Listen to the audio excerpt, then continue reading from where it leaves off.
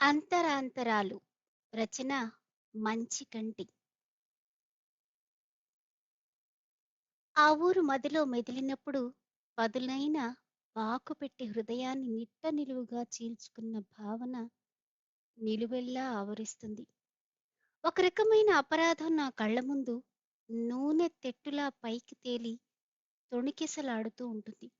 మళ్ళీ చానాళ్ల తర్వాత ఊరికి పోవాల్సి రావడంతో మనసు బాధగా మూలిగింది. ఏమాత్రం తప్పించుకోవడానికి వీలులేని సందర్భం కాబట్టే బయలుదేరాను. బస్సు హైవే రోడ్డు మీద జర్రున జారుతుంది. లోపల ప్రయాణీకుల పిచ్చాపాటి మాటలతో ఆలోచనలు మరీ గజిబిజిగా మారిపోయి చికాకుగా అనిపించింది. చూపులు కిటికీ గుండా బయటకు మళ్ళాయి. నిర్మలమైన ఆకాశంలో ప్రశాంతంగా కదులుతున్న మేఘాలు, వెనక్కు పరుగెత్తుతున్న పచ్చపచ్చని చెట్లు, పంట పొలాల్ని చూస్తుంటే మనసు మారుమూలల్లో ఆ ఊరు వాతావరణమంతా ఒక్కసారిగా కళ్ళ ముందుకొచ్చాయి. ఏదో చేదు మాత్ర తిన్నట్లుగా ఆలోచనల నిండా అసహనం చోటు చేసుకుంది. ఆ ఊళ్ళో అడుగుపెట్టాల్సిన ప్రతిసారి ఆత్మన్యూన్యతా భావం నిలువెల్లా ఆవరించి తనువంతా దిగులు మేఘం కమ్ముకుంటుంది.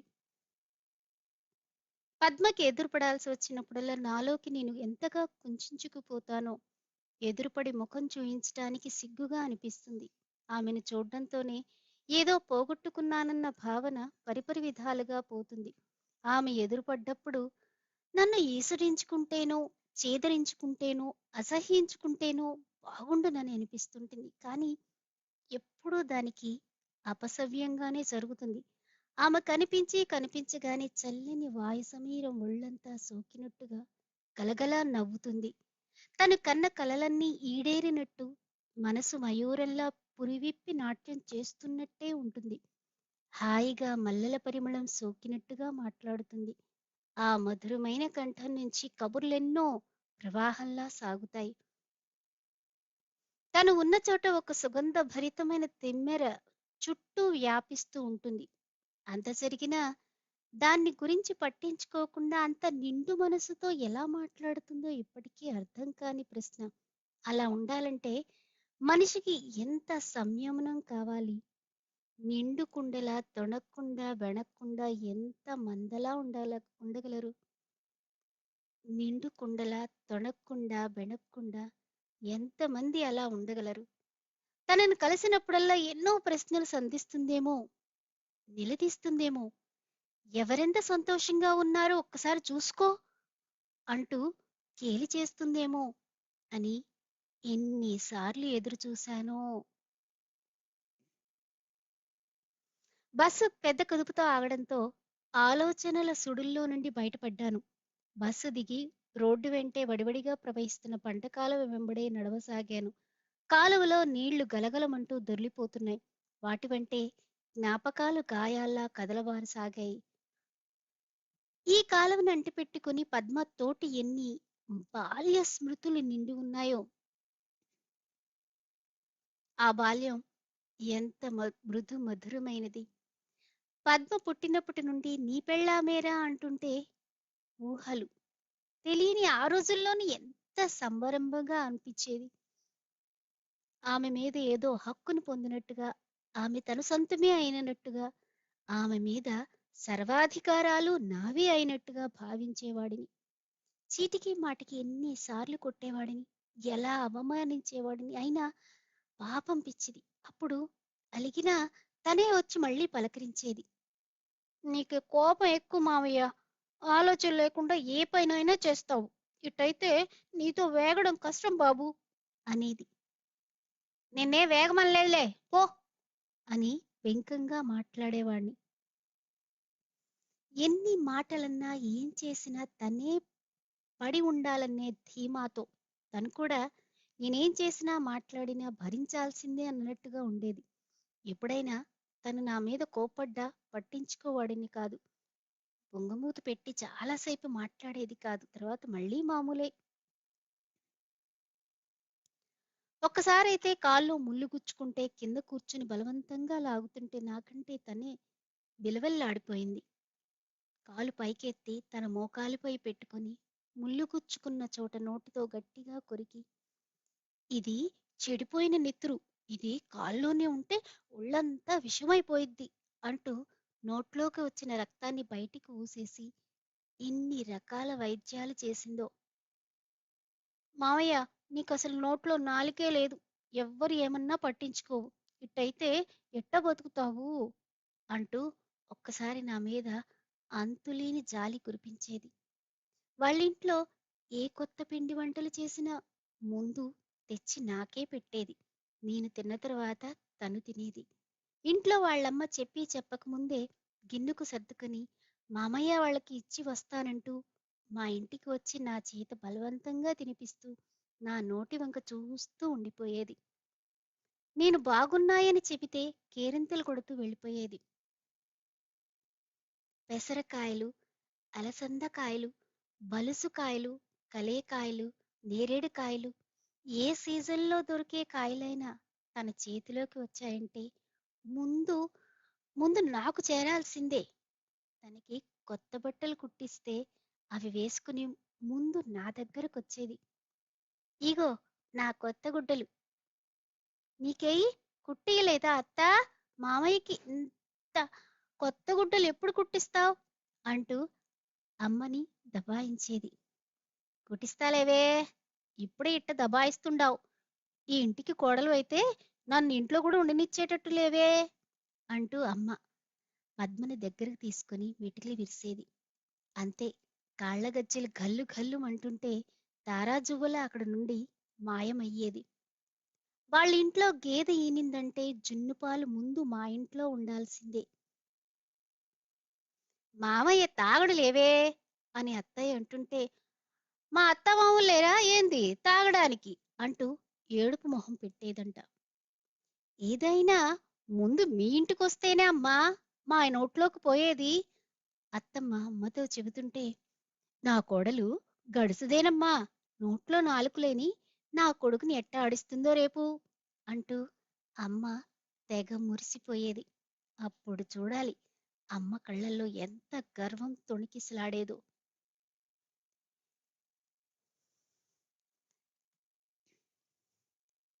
ఏరా సీను, ఇదేనా రావడం? దగ్గర చుట్టాలింట్లో పెళ్ళైన ముహూర్తానికి రావడం ఫ్యాషన్ అయిపోయిందిరా ఉద్యోగస్తులకి. నారాయణ మామ పలకరిస్తుంటే బాల్యం నుండి బయటకు తొంగి చూశాను. సెలవు పెట్టడానికి వీలు కాలేదు మామ, శుద్ధ అబద్ధం చెప్పి ముందుకి సాగిపోయాను. ఎప్పుడు పద్మ ఎదురుపడే సందర్భం ఒక నరకమే. అప్పుడు నన్ను నేను పాతాళ లోకంలోకి పాతేసుకున్నట్టుగా అనిపిస్తుంది.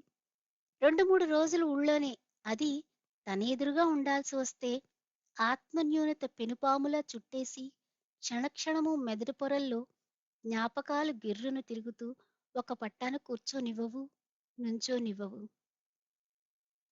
అప్పటిదాకా కలిసిమెలిసి కేరింతలు కొడుతూ తన్నుకుంటూ తిట్టుకుంటూ ఆడుతూ పాడుతూ గెంతుతూ ఒకరి మీద ఒకరం పడుతూ లేస్తూ ఒకరి నోట్లో నుండి ఇంకొకరం తీసుకుని గలగల పారే సెలయేరులో ఉండే పద్మ కాస్త ఆ ఒక్క మార్పుతో సముద్రమంత గంభీరంగా మారిపోయింది.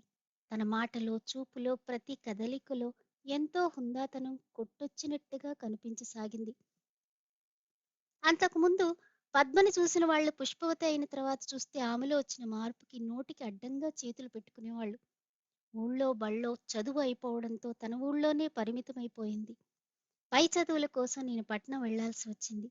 అప్పటి నుండి ఇద్దరికీ మధ్య తెలియకుండానే దూరం పెరగసాగింది. పట్నం నుండి వచ్చినప్పుడల్లా ఏదో ఒక నెపంతో ఇంటికొచ్చేది. జింకలా గొంతులు వేసే పద్మ ఎంత నెమ్మదిగా శాంతంగా గంభీరంగా మారిపోయిందో ఆశ్చర్యం వేసేది. సైగగా వచ్చి ఏదో మాట్లాడాలని ప్రయత్నించేది. మాటల్లో తడబాటు. ఏమీ మాట్లాడలేకపోయేది. కొంగుచాటు నుండి ఏదో ఒకటి బయటకు తీసి అక్కడ పెట్టి వెళ్ళిపోయేది. పై చదువుతో కొత్త కొత్త పరిచయాలతో పట్నం మోసుకొచ్చిన నాగరికతతో కొద్ది కొద్దిగా గొంగళి పురుగులా నాలో మార్పులు వచ్చేశాయి. ఒక్కసారి పద్మతో చనువుగా ప్రవర్తించలేకపోతున్నానేమో, కలుపుగోలుగా మాట్లాడలేకపోతున్నానేమో అని నాకే అనిపించేది. అందుకేనేమో పాపం పద్మ అప్పుడప్పుడు బాగా చదువుకుంటున్నావు. నేనేమో చదువు మానేసి పొలానికి, పొగాకు గ్రీడింగులకి పోయి మొరాటుగా తయారవుతున్నాను. పట్నంలో కొత్త కొత్త స్నేహాలు, కొత్త కొత్త మనుషులు. నీవు గుర్తుంటాములే మామయ్య. మాతో మాట్లాడే టైం నీకెక్కడుంది? అంటూ దెప్పి పొడిచేది. అలా మాట్లాడేటప్పుడల్లా నా మీద ఏదో ఒక అపనమ్మకపు కన్నీటి తెర కళ్ళల్లో సన్నటి పాయలా విచ్చుకునేది. పిచ్చిదానా! చదువుకుంటే మాత్రం మనుషుల్ని మర్చిపోతారా ఏంది? అనేవాణ్ణి. కానీ ఎప్పుడూ నా మాటల్లో తనకు కావాల్సినంత భరోసా దొరకనట్టే ఉండేది. ఎప్పటికీ నా జీవిత భాగస్వామి నువ్వే అని గట్టిగా చెప్పలేకపోయేవాడిని. అప్పుడు ఆ విధంగా చెప్పాలని కానీ, చెప్పకుండా ఉన్నానని కానీ ఏ కోశానా అనిపించలేదు. ఎంత వద్దు వద్దని వారించుకున్నా గతం దొంతర్లలో కూరుకుపోతూనే ఉన్నాను. ఎంత విసురుకున్నా కందిరీగల్లా ఆలోచనలు చుట్టూరా ముసురుకుంటూనే ఉన్నాయి. ఇంటికి వచ్చి రావడంతోనే నాన్న కోప్పడ్డాడు. ఇంట్లో శుభకార్యానికి కూడా ఇప్పుడంట రావడం? అవతల వాళ్ళు ఏమనుకుంటారని కూడా లేకుండా పోయిందిరా నీకు. చదువుకున్నోళ్ళు అంటారు గాని మర్యాద మనన ఉండొద్దంట్రా. ఆ చెంబు తీసుకుని కాళ్ళు చేతులు కడుక్కో విసురుగా అన్నాడు. మారు మాట్లాడకుండా లేచాను. ఆయన కోపం సబబే అనిపించినా నా మనసులో బాధ ఆయనకెలా తెలుస్తుంది? ఇక్కడికి రావడం అంటే గుండెని రంపంతో కోస్తున్నట్టేనని ఎలా చెప్పను నాన్నా నీకు? వస్తా వస్తా ప్రాణాలు అరచేతిలో పెట్టుకుని వస్తున్నానని ఎట్లా చెప్పాలి? ఎవరు అర్థం చేసుకుంటారు నన్ను ఆమె ఒక్కతి తప్ప? పోగొట్టుకున్న విలువైన ఆమె కళ్ళ ముందు తిరుగుతుంటే అగాధాల్లో నుండి ఉబుకు వచ్చే బాధను ఎవరితో పంచుకోవాలి? మౌనంగా కాళ్ళు చేతులు కడుక్కొని తుడుచుకుంటూ మంచం మీద నాన్న పక్కనే కూర్చున్నాను. మళ్ళీ కూర్చుంటావెందుకురా? ముందు అక్కడికి పోయి కనపడు. అన్నాలు తినడం కూడా అయిపోవస్తుంటే వాళ్ళేమో రాలేదు రాలేదు అంటుండ్రి. వాళ్ళకి సమాధానం చెప్పలేక నేనొచ్చి ఇక్కడ సావాల్సొచ్చింది. నాన్న విసుక్కున్నాడు. వెంటనే లేచి బయలుదేరాను. అడుగులు ముందుకి పడుతున్నాయన్న మాటే గాని ఆలోచనలు మాత్రం గతంలోకే ఇడ్చేస్తున్నాయి. తప్పు చేశావు అని అంతరాత్మ పదే పదే గుచ్చి గుచ్చి ప్రశ్నిస్తున్నట్టే అనిపిస్తుంది. డిగ్రీ చదువుతున్నప్పుడు తన తోటి వాళ్ళందరికీ పెళ్ళిళ్ళు అయిపోయాయి. అయిపోతున్నాయి. నువ్వేమో చదువుకుంటున్నావు. పద్మ విషయమేందని మామయ్య వాళ్ళు నన్నడిగారు. చదువుకుంటున్నాడుగా వాడినే ఒక మాట అడగండి అని నా వైపే చూయించారు. నన్ను అడిగితే నేను అదే సమాధానం చెప్పాను. మనసులో ఏదో ఊగిసలాట అప్పటి నుండే మొదలైంది. తెలియని అంతరాలేవో పెరిగిపోతున్నాయేమోనని సందేహం. అయినా ఏది తేల్చి ఇది అని చెప్పలేని సందిగ్ధం. డిగ్రీ కూడా అయిపోయింది. మళ్ళీ పెళ్లి ప్రస్తావన వచ్చింది. అప్పటికి కొత్తగా రెక్కలొచ్చిన ఊహలు మనసులో చిలిపి అల్లరి రేపే తరుణం. కోర్కెలు విహంగాలై సంచరించే సమయం. యవ్వనం పురివిప్పి రంగురంగుల ఇంద్రధనుస్సులా వినీలాకాశంలో సంచరిస్తూ ఉంది.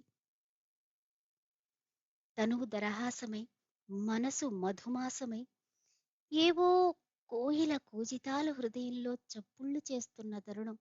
అప్పుడు పెళ్లి గురించి ఆలోచన. ఇప్పుడే పెళ్ళంటే కష్టమే మరి. ఇప్పుడు పెళ్లి చేసుకుని ఏం చెయ్యాలి నేను? మనసు ఎదురు తిరిగింది. నేను కూడా తిరిగాను. అయితే ఎప్పుడు చేసుకుంటావో చెప్పరా? అవతల పిల్లతోటి వాళ్ళంతా ఇద్దరు ముగ్గురు పిల్లల్ని సంకనేసుకుని ఉన్నా ఆ పిల్లేమో నీ కోసం కూర్చొనుంది. నువ్వేమో చదువు అంటూ చెబుతూనే ఉంటివి. సరేలే అని వాళ్ళు నీ కోసం అట్టే ఆగరు కదా! ఇప్పుడు చదువు అయిపోయింది. ఇంకా వాళ్ళని ఆగమనడం ధర్మం కాదు మనకి. అవతల ఆడపిల్లయి పోయే. ఎవరైనా ఒకటే వాళ్ళ పిల్లలైతే ఒకటి, మన పిల్లలైతే ఒకటినా? ఈ మామ కూడా గట్టిగా తేల్చుకోవాలనే వస్తున్నాడు. నాన్న గట్టిగానే హెచ్చరించాడు. బాధలో కూడా మామయ్య ఆ రోజు గట్టిగానే నిలదీశాడు. ఆయన బాధనంతా ఏకరువు పెట్టాడు. అయినా కూడా వాళ్ళ వైపు నిలబడి ఒక్కసారి ఆలోచించాలన్న ఇంగితం లేకపోయిందా నాడు నాకు.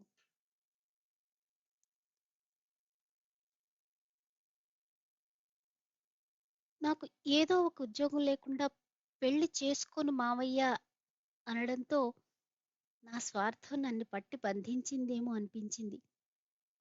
చదువుకున్నాను కదా! వాళ్ళల్లో లేనిది నాలో ఏదో కొత్తగా ప్రవేశించిందనే అహంకార భావమేనేమో అది. నా కోసం ప్రతిక్షణము తనువెల్లా కనులే నిలిచే పద్మి నా ముందు దోషిలా నిలబడినట్టయింది. మామయ్య బాధను చూస్తుంటే అయినా కూడా నా మనసు కరగలేదంటే నేను ఎంత కఠినాత్మకంగా వ్యవహరించానో తలుచుకుంటేనే చాలా కొట్టేసినట్లుగా అనిపిస్తుంది. చివరికి మామయ్యే రాజీ ధోరణికి వచ్చాడు. పెళ్లి చేసుకున్నాక ఉద్యోగాలు వచ్చిన వాళ్ళు ఎంతమంది లేరు?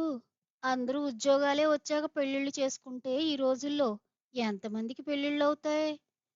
అనే వాదం కూడా వినిపించాడు. వాళ్ళ సంగతి అందరి సంగతి నాకు తెలీదు. నాకు మాత్రం ఉద్యోగం రావాలి. ఆ తర్వాతే పెళ్లి అని ఖరాఖండిగా తెగేసి చెప్పేయడంతో ఇంకా ఎవ్వరూ ఏమీ మాట్లాడలేకపోయారు. అయితే అప్పటిదాకా ఆగి ఉండమంటావా? ఉంటే అప్పుడైనా చేసుకుంటావా? మళ్ళీ ఇయ్యాలొకటి చెప్పి రేపు మీ పిల్ల చదువుకోలేదు, నాకు చదువుకున్నోళ్ళే బోలెడు మంది ఉండారని అన్నావనుకో, దాని బతుకు రెంటికి చెడ్డ రేవడవుతుంది. చాలా ముందు చూపుతో అడిగి చూశాడు మామయ్య. అదేదో తేల్చి చెప్పరా? రేపు ఏం జరిగినా మా మీదకొస్తది. ఊళ్ళో ఉండేవాళ్ళం మేము.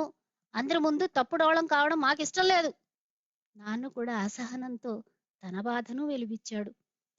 అప్పటిదాకా నా మనసులో ఉన్న భావమేదో నాకే స్పష్టంగా తెలీదు.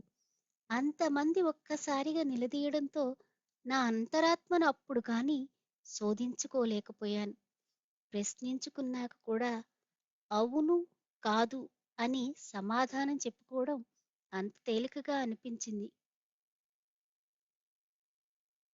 అప్పటికి ఆ గండం నుండి తప్పుకోవడానికి అన్నానో, లేదా బాల్య జ్ఞాపకాల్ని యవ్వనానుభవాలు మింగేయడం వల్ల అంత తొందరగా ఒక నిర్ణయానికి రాలేకపోయానో, లేక చదువుతో పెరిగిపోయాక పద్మని చిన్న చూపు చూశానో గాని, నా స్వార్థం ఎన్నో అపురూపమైన అనుభవాల్ని మింగేసేలాగా నా నోటి వెంట ఆ సమాధానం వచ్చింది. ఏమో ఇప్పటికప్పుడు నన్ను తేల్చి చెప్పమంటే నేనేం చెప్పేది? అది మీ ఇష్టం. ఉంటే ఉండండి లేకపోతే మానుకోండి. నేనెవరిని చెప్పడానికి? కర్ర విరక్కుండా పాము చావకుండా సమాధానం చెప్పాను. ఆ సమాధానికి మామయ్య చాలా నొచ్చుకున్నాడు. వాడు అంత అపనమ్మకంగా చెబుతుంటే మేము మాత్రం వాడి మీద నమ్మకం పెట్టుకొని ఎట్టా ఉండాలా? ఏదో పుట్టినప్పటి నుండి అది వాడికో రాసి పెట్టుంది అనుకున్నాం. కుటుంబరం కలిసిపోతుంది అనుకున్నాం. కానియండి. బిడ్డల్ని కనగలం గాని వాళ్ళ రాతల్ని కనగలమా? ఇయాల చదువుకున్నోళ్ళు పైకి చూడడం సహజమే. ఎవరు మాత్రం ఏం చేస్తాం? దాని రాతెట్టుంటే అట్ట జరిగిద్ది అంటూ ఏ విషయాన్నైనా తేలికగా తీసుకునే మావయ్య తుఫాను తాకిడికి విలువెల్లాడే చెట్టులా పెనుకంపానికి గురయ్యాడు. దేనికి అంత త్వరగా కన్నీళ్లు పెట్టిన ఆయన అటు తిరిగి పైకండువాతో కళ్ళొత్తుకుంటూ వెళ్ళిపోయాడు. అయినా నా మనసు కరగలేదన్నాడు. అంతటితో నా గుండెల్లో బరువు దించేసుకున్నట్టు అయిపోయింది. అది సంతోషించాల్సిన విషయమో, దుఃఖపడాల్సిన విషయమో ఆనాడు తెలియలేదు నాకు. అయితే నేను అన్న మాటలు పద్మకు తెలిసినప్పుడు ఆమె గుండెల్లో ఎన్ని అగ్నిపర్వతాలు బద్దలై ఉంటాయో, ఎన్ని పెను తుఫానులు చుట్టేసి ఉంటాయో, ఏ సుడిగుండంలో పడి కొట్టుకుపోయి ఉంటుందో ఇప్పుడు ఊహించుకుంటే మనసును మెలితిప్పి పిండినట్టు అనిపిస్తుంది. ఆ ఆలోచన వచ్చినప్పుడల్లా ద్రోహ చింతన వెంటాడుతూనే ఉంటుంది. కొత్త తాటాకులతో వేసిన పెళ్లి పందిరిని సమీపించటంతో ఒక రకమైన ఆనంద పరిమళం ముక్కుపుటాలకు సోకి మధురమైన అనుభూతి లోయల్లోకి పాకి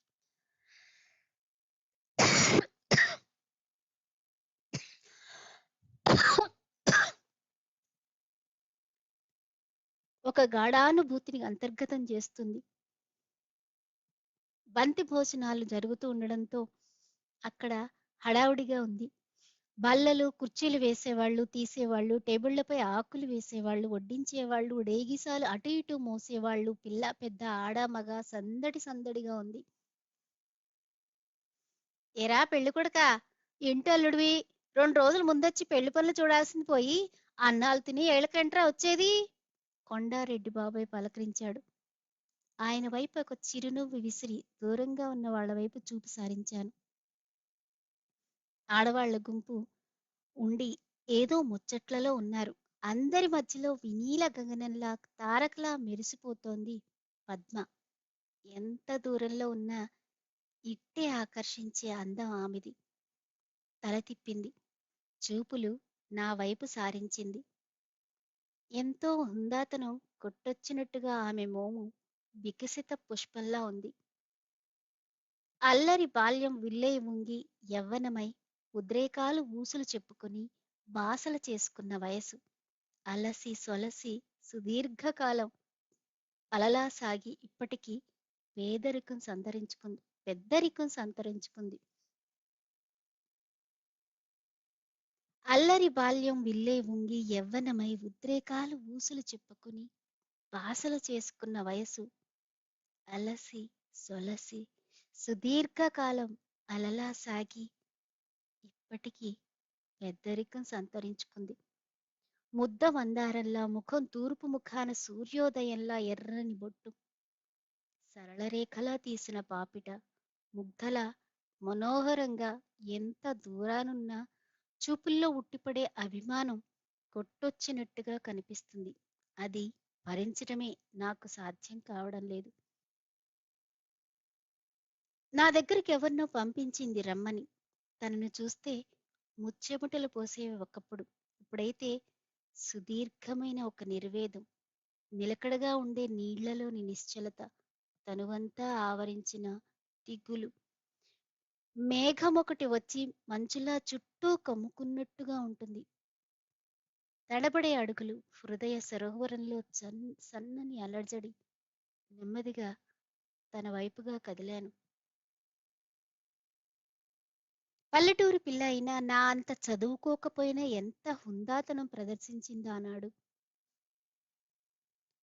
పోనీయండి మావయ్య, చదువుకున్నాడు కదా, నేనే తనకు తగనని బాగా చదువుకున్న అమ్మాయిని చేసుకుంటే ఇద్దరికిద్దరూ ఈడూజోడుగా ఉంటారు. మీరేమీ మామయ్యను బలవంత పెట్టొద్దని చెప్పిందంట వాళ్ళ నాన్నతో. ఆ మాటలు చెబుతున్నప్పుడు ఎంత లావా ఆమె గుండెల్లో ప్రవహించిందో. ఎన్నో భూకంపాలు ఒకసారి చుట్టుముట్టి ఉంటాయో. వేరే సంబంధం ఖాయం చేసుకునేటప్పుడు నాన్నని పిలిచి, మళ్ళీ తప్పు మీద మా మీద పెడితే కుదరదు, సంబంధం చూసుకున్నామని మీ వాడితో చెప్పు అని చెప్పి పంపించాడు. నాన్న ఆ మాట చెప్పినప్పుడు నాకు చీమ కుట్టినట్టయినా లేదు. పద్మ వేరే వాళ్ల సొంతం అయిపోతుందన్న బాధ ఎక్కడో ఓ మూల ఉన్నా, సన్నగా మనసు మూలిగినా అదేమంత పెద్ద విషయంలా ఆనాడు అనిపించలేదు. కేవలం నా అవకాశవాదమే దాన్ని జయించిందేమో. ఏ విషయం చెప్పకుండా మౌనం వహించాను. దాంతో మౌనం అర్ధాంగాకి అర్ధాంగీకారము. ఏ విషయం చెప్పకుండా మౌనం వహించాను. దాంతో మౌనం అర్ధాంగీకారమో సంపూర్ణాంగీకారమలా భావించి వాళ్ళ సంబంధమే ఖాయం చేసుకున్నారు. ఏ విషయం చెప్పకుండా మౌనం వహించాను. దాంతో మౌనం అర్ధాంగీకారమో సంపూర్ణాంగీకారమోలా భావించి వాళ్ళ సంబంధమే ఖాయం చేసుకున్నారు. పెళ్లి నిశ్చయమయ్యాక ఒకసారి పద్మ ఇంటికి వచ్చింది. నా పెళ్లికి పిలవడానికి వచ్చాను మామయ్య అంది.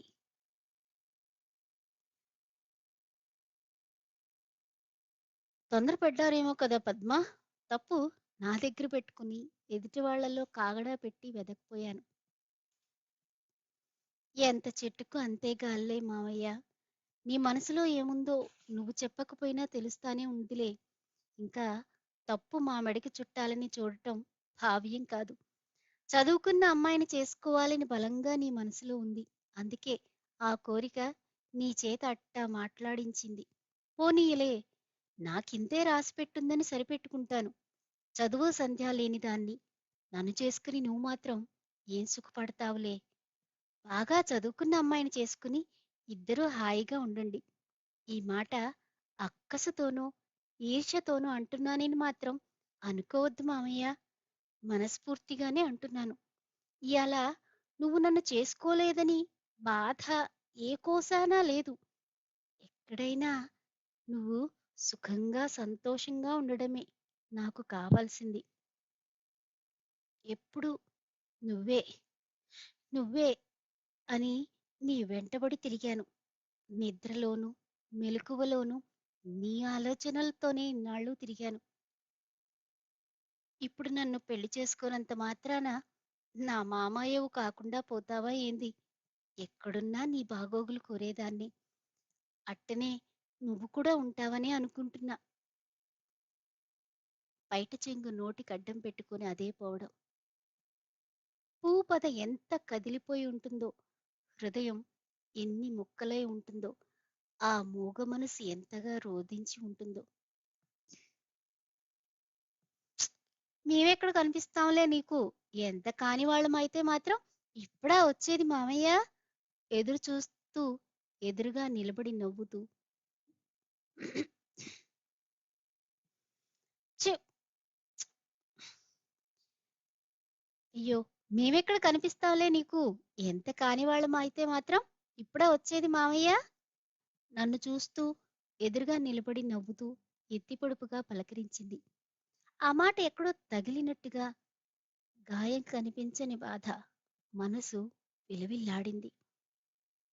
దొండపండంటి ఛాయ బాగా తగ్గినట్టు, కాస్త నల్ల మబ్బులు కమ్మినట్టు, వెన్నెల రాత్రి మసకేసినట్టు అనిపించింది.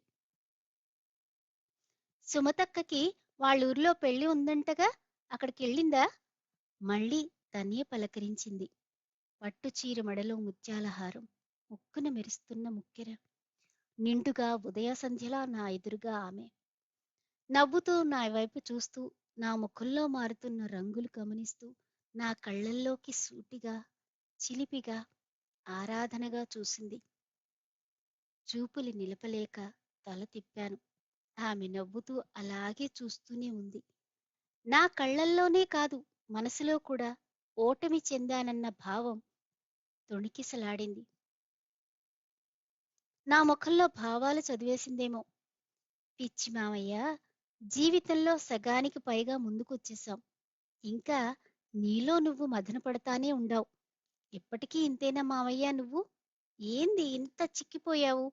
అక్కయ్య బాగా మాడుస్తున్నట్టే ఉందే. అప్పట్లాగే ఉందా? ఏమైనా మారిందా? నీకు తెలీదా? ముక్తసరిగా అన్నాను. అదే అనురాగం, అదే ఆప్యాయత, అదే పలకరింపు. గుండెల్లో బడబానలం దాచుకుందో, గొంతులోకి గరళాన్ని మింగిందో, పైకి మాత్రం ఎప్పటి పద్మలానే మామూలుగానే. అప్పట్లాగే పోటీలు పడి పోట్లాడుకుంటున్నారా? ఒకరికొకరు సర్దుకుపోతున్నారా? ఈడ్చి చెంపపై కొట్టినట్టుగా అనిపించింది. జీవంలోని నవ్వొకటి ఆమె వైపు విసిరాను. ఇట్టొచ్చి కూర్చో. కుర్చీ చూయించింది. ఏ విషయమూ సరిగా చెప్పవు కదా. పురాతన కాలానికి సంబంధించిన ప్రశ్న మళ్ళీ మళ్ళీ ఇప్పటికీ అడుగుతున్నట్టుగానే అడిగింది. ఎక్కడో అట్టడుగు పొరలు ఒక్కొక్కటి బయటపడుతున్నట్టు ఇంట్లో పంక్తి భోజనం చేస్తున్న వాళ్ళు లేవడంతో శుభ్రం చేయడానికి లోపలికి పోయింది పద్మ. సుమతిని చేసుకోవడం చదువు కోసమా, నాగరికత కోసమా, కట్నం కోసమా, వీటిలో ఏది తనకు మనశ్శాంతిని, సంతృప్తిని చేకూర్చింది? జీవితాన్ని హాయిగా నవ్వుతూ, తుళ్ళుతూ, సంతోషంగా ఏ క్షణాన్ని అనుభవించాను. ఒక్కసారి బేరీజు వేసుకోవడానికి ప్రయత్నించాను.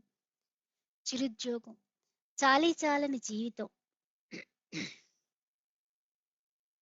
చిరుద్యోగం, చాలీ చాలని జీతం.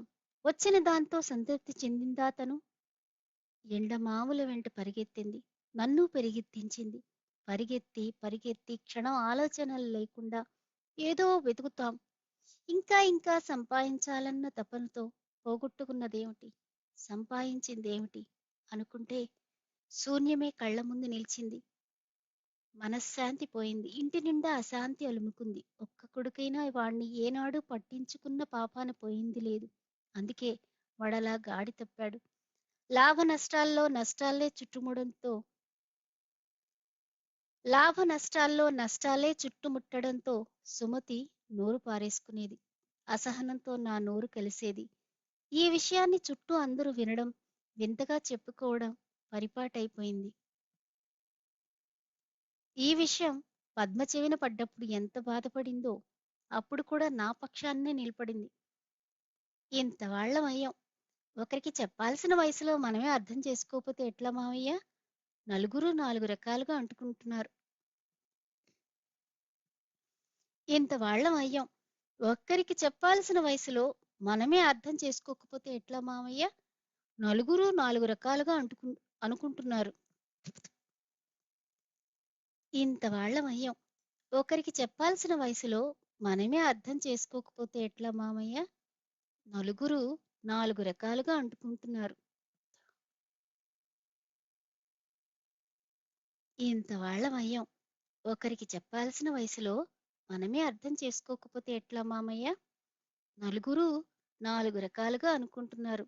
ఇదేం బాగాలేదు. నాకే తల కొట్టేసినట్టయింది. తను ఏమన్నా నువ్వు సర్దుకుపోవచ్చు కదా. తన ఔదార్యంతో భూమి చీలి లోపలికి పోయిన భావన అప్పుడనిపించింది. పద్మ తన సహధర్మచారిణి అయి ఉంటే ఇంత నరకం అనుభవించేవాణ్ణా? అసలు నేను బాధపడుతుంటే తను చూడగలిగేదా? నా కోసం తన ప్రాణాలనైనా సంతోషంగా అర్పించేంత విశాల హృదయం కలిగిన పద్మెక్కడ? సుమతెక్కడ? నక్కకి నాగలోకానికి ఉన్నంత తేడా. ఎన్నిసార్లు ఆ విధంగా తలపోసుకున్నాను. చేతులు కాలాక అనుకుంటే ఏముంది?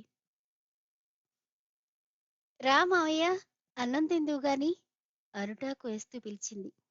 ప్రేమగా అభిమానంగా జీవించటానికి ఈ బాధబందీలన్నీ అవసరమా?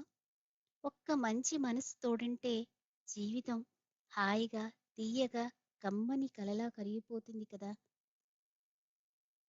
రాను రాను పద్మంటే ప్రేమతో పాటు భయభక్తులకు పెరిగాయి నాలో. ఆమె హుందాతనం ముందు ఎన్నెన్నో సమాధానాలు లభ్యమయ్యాయి నాకు. ముందు కూర్చొని అన్ని రకాల వంటకాలు వడ్డిస్తుంటే ప్రేమని అభిమానాన్ని రంగరించి ఆకులోకి వంపుతున్నట్టే ఉంది. తల పైకెత్తి, పద్మా, ఎంతగా ఎదిగిపోయావో అంతగానూ ఒదిగిపోతావు. ముద్ద నోట్లో పెట్టుకుంటూ చెప్పాను. సమాధానంగా పెదాలపై చిరునవ్వు. అమ్మాయికి మెడిసిన్ సీటొచ్చిందంటగా? నెమ్మదిగా అడిగాను. అవును, వచ్చింది. దానికోసమేగా మేమిద్దరం రెక్కలు ముక్కలు చేసుకుంటున్నాము. ఎప్పుడో వాళ్ళ నాన్నకి మనసులో పడిందంట. పాకాలలో డాక్టర్లందర్నీ చూసి ఆయనకి కూడా కూతుర్ని డాక్టర్ని చేయాలని కోరిక కలిగిందట. మనిషి తలుచుకుంటే సాధించలేనిది ఏముంది అన్నాడు నాతో ఒకరోజు. ఆయనేందో మాట్లాడుతూ ఉంటాళ్లే అనుకున్నా ఆ రోజు. తర్వాత తర్వాత పిల్లకి ఆయన చెప్పే మాటలు, పిల్ల దానికి తగ్గట్టుగా చదవడము చూడ్డంతో నాక్కూడా నిజమే అనిపించింది. కానీ ఉన్న 2 మడిసెక్కలు చేసుకుందాం. ఇద్దరం కష్టపడితే ఒక పిల్లని చదివించడం అంత కష్టమేమి కాదులే అని నేను గట్టిగానే చెప్పాను. అంటే అప్పటినుండి వెనక్కి తిరిగి చూడలేదు. పిల్ల కూడా పట్టుదలగా చదివింది. సీటు సంపాదించింది.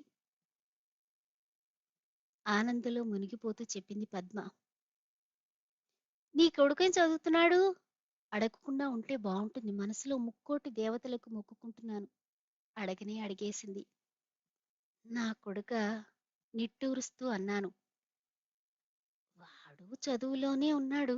అయినా నేను రోడ్డున పోతుంటే కదా వాడు దారిన నడవడానికి. ఏం చేస్తాడో వాడికే తెలీదు. ఇంక నాకేం తెలుస్తుంది? అది కావాలా, ఇది కావాలా అంటూ అటు ఇటు పరుగులు పెడుతుంటాడు. ఇప్పటికీ ఏ ఒడ్డూ దరి చేరలేరు. అట్లా అనకపోతే మీ మొగుడు పెళ్ళాలిద్దరిలో ఒక్కరు పట్టించుకున్నా వాడట్ట తయారయ్యేవాడా? ఏదైనా మన చేతుల్లోనే ఉందిలే మావయ్య. చేతిలో అన్నం గిన్నె వంచి అన్నం వడ్డించిపోయింది. వద్దు వద్దు పద్మ అంటూ అడ్డు చెబుతూ చేతిని పట్టుకున్నాను. ఏమనుకుందో నెమ్మదిగా చెయ్యి వెనక్కు లాక్కొని, "నువ్వు ఏమీ మారలేదు మావయ్య. నీకేం కావాలో, ఎంత కావాలో ఇప్పటికీ తెలీదు. ఎప్పటికీ తెలియదేమో కూడా" అంటూ అన్నం పెట్టింది ఆప్యాయంగా. ఈసారి కాదనలేకపోయాను. ఎంత అభిమానం, ఎంత ఆప్యాయత, ప్రేమ పొంగే సిరులురా ఇవి, మరులు గొలిపే మనసురా ఇది. ఇదంతా అభిమానమే. మనుషులు సంతోషంగా బతకడానికి ఎన్నెన్ని ప్రేమాభిమానాలు కావాలి. అపారమైన ఆప్యాయత కుసుమాలు మనసు నిండా పరుచుకుంటే ఆనందం వెల్లివిరిసి, సరిగమలు పల్లవించి, తనువులు పులకరించి, ఒకరిలో ఒకరుగా, ఆ ఇద్దరు ఒక్కరుగా, కష్టాల్లోనూ, నష్టాల్లోనూ, సుఖదుఖాల్లోనూ ఒకరికొకరు తోడుగా, నీడగా, హాయిగా, కమ్మని కాలాన్ని కరగతీస్తూ, కరగతీస్తూ, ఇంతకన్నా జీవితంలో మనిషికి ఏం కావాలి? సంతోషానికి అవధులు లేని జీవితమే జీవితం కదా! మనసు తెలిసిన మనిషి ఎదురుగా ఉండడం కన్నా ఈ లోకంలో ఇంకేం కావాలి? ఇప్పుడు సంతోష సాగరంలో ఇన్ని రత్నాలు, ఎన్ని వజ్రాల రాసులు, జీవితాల్లో వెలుగులు నిండిన ఆ భాగ్యజీవులందరూ అన్నం తిని లేచేటప్పటికి హారతి పళ్ళల్లో ఆకులు, ఒక్కలు, సున్నంతో పద్మ వచ్చి ఎదురుగా నిలబడింది. చెయ్యి కడుక్కొని తుడుచుకుంటూ ఆమె దగ్గరకొచ్చి నవ్వుతూ ఆమె చేతిలోని పళ్ళెం వంక, ఆమె వంక చూస్తున్నాను. తీసుకో మామయ్య. పెదాలపై మృదుమధురమైన దరహాసంతో అరచేతిలేని పళ్ళెం ముందుకు సాచింది. ఆమెను చూస్తూ పళ్ళల్లో చేయి పెట్టి ఆకులు తీసుకోపోయాను. పళ్ళెం జారి కింద పడింది. ఆకులు ఒక్కలు నేలపాలయ్యాయి. కిందకు వంగి తీయబోతూ ఆమె వైపు చూశాను. అరవిరిసిన మందారంలా, ముగ్ధ మనోహరంగా, పుచ్చ పువ్వుల పౌర్ణమి వెన్నెల్లా, నిండు ముత్తైదువులా, ఆకాశమంత ఎత్తులో ఆమె, భూమిపై నేను. నీకెందుకు మావయ్య? లే, నేను తీస్తాను అంటూ చెయ్యి పట్టుకుని లేపి ఆకులు, వక్కపొడి ఏరి పళ్ళల్లో వేస్తుంది. రెప్పలార్పకుండా ఆమె వైపు చూస్తుంటే, పిచ్చి మావయ్య, ఇంత ఎదిగావు ఎందుకు? ఏమీ తెలీదు. నువ్వెప్పటికీ నా మామయ్యవే. ఆ, మామయ్యవే. చెంప మీద చేత్తో చిరుసవ్వడి చేసి వడివడిగా బయటికి పోయింది. ఆ స్పర్శ సోకిన చోట తడుముకుంటూ ఆమె పోయిన వైపే చూస్తుండిపోయాను.